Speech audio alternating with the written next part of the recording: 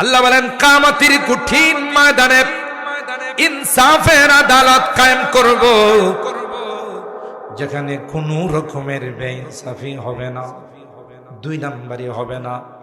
এই দুনিয়ার মানুষ তোমরা যখন আদালত বানাও, নির্দোষ মানুষকে তোমরা ফাঁসির কাস্টে ঝুলাও, কথা বলেন ঠিক কিনা? রাজনৈতিক প্রতিহিংসার শিকার হইয়া বহু মানুষকে তোমরা ফাঁসির কাস্টে ঝুলাইছো। বিচারকদেরকে সাংবাদিকরা প্রশ্ন করে, কোন আইনের কোন লয়ের ভিত্তিতে আপনি তাকে ফাঁসি দিলেন?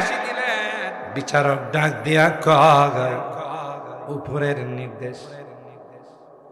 কথা কয় না, তাতে বোঝা গেল তাও বিচারকের উপরেও চাপ আছে, কারণ সেও জানে আমি যে এই জায়গাতে আসছি বিভিন্ন লবিং করে আসছি। কথা কন।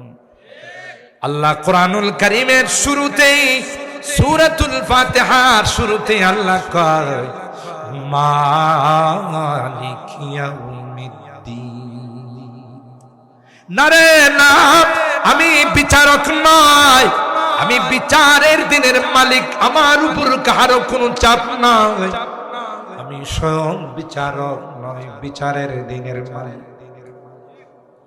আমার আদালতে কোনো বেইনসাফি হবে না, আমার আদালতে কোনো দুই নাম্বারই হবে না। কেউ নেক করছে তাকে গুনাহ দেওয়া হবে, কেউ গুনাহ করছে নেক দেওয়া হবে, কারণ কেউ আমার আত্মীয় না। কথা কয়, কেউ আমার দলের নয়, সবাই আমার বান্দা। যা করেছে সেই অনুযায়ী তাকে বদলা দেওয়া হবে। কথা বলেন ঠিক কিনা?